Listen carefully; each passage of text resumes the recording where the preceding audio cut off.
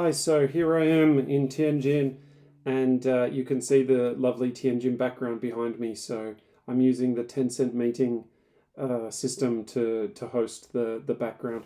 But anyway, today's topic is a serious one, and I am genuinely concerned that there are online companies who are specifically targeting a certain kind of foreigner.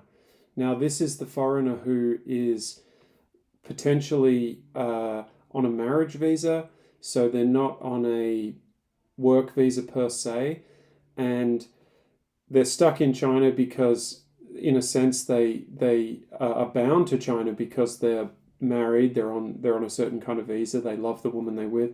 Maybe they have children as well, and these online companies are preying on these specific type of foreigners, and they are paying them very low amounts of money. Not extremely low, but certainly these online companies have been driving the price down. Now, I am not going to name any companies in this video, but what I am hoping is that people watch this video and they share in the comments like, yeah, I was offered this much to work at this company, or I was offered this much to work at that company. And the reason I say that they're targeting these specific types of companies, because the information they have been asking for, like, are you married?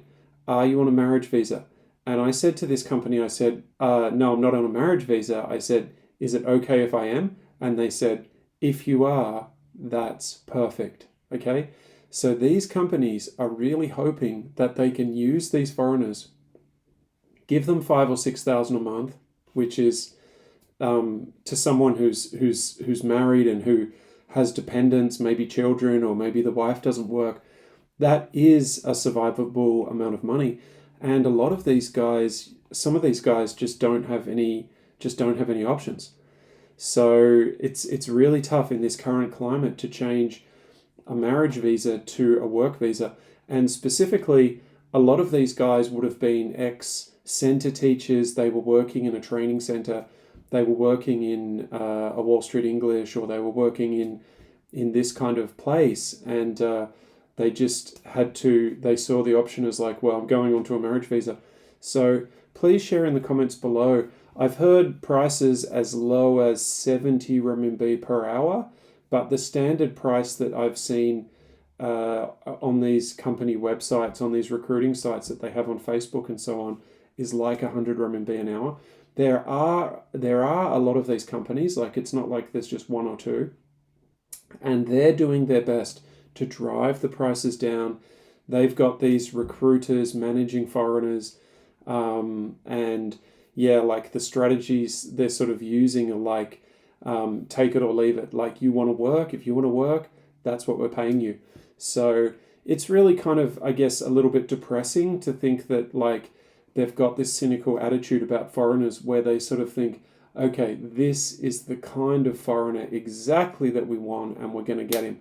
But look, I do want to say this. If you're one of these foreigners who's doing this work and you feel like that's enough money for you, cool. Like, who am I to judge? But if you're someone who is afraid of changing from a marriage visa to a work visa, or you're afraid of how difficult it is, don't be afraid. Like, have the courage to do it, because I've heard of people doing it in the city where I live. It is possible, and it's also possible to like set up a job, leave the country, come back in. It is possible to do all of these things. Like, don't think that you have to like sit in the country making this kind of money. And then also, on the other hand, there might be guys who are doing this. They're making that little amount of money, or that smaller amount of money, and then they're doing some other private stuff as well. So it's just a part of their income. But if you've been approached by one of these online platforms, leave a comment below. Let me know.